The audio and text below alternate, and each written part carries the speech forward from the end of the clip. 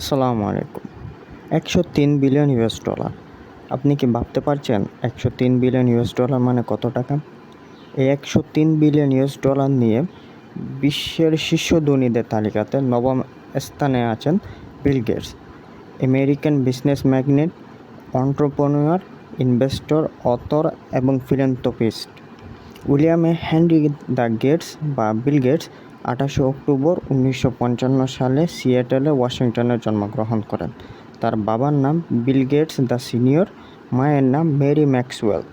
বাবা একজন পেশায় আইনজীবী ছিলেন।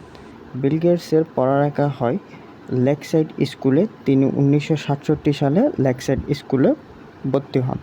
তখন তার সাথে পরিচয় হয় কম্পিউটারের এবং সেখানে তিনি বেসিক প্রোগ্রামিং নামে একটি প্রোগ্রামিং ল্যাঙ্গুয়েজ শিখেন এবং যেটা দিয়ে তিনি টিকট্যাকো নামে একটি গেম তৈরি করেন এবং তখন তার বয়স ছিল মাত্র ১৩ বছর বয়স।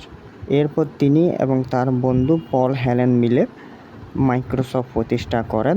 সাল যখন ১৯৭৩, বিল গেটস হার্ভার্ড ইউনিভার্সিটিতে ভর্তি হয় এবং তিনি সেখানে পড়ালেখা শুরু করেন।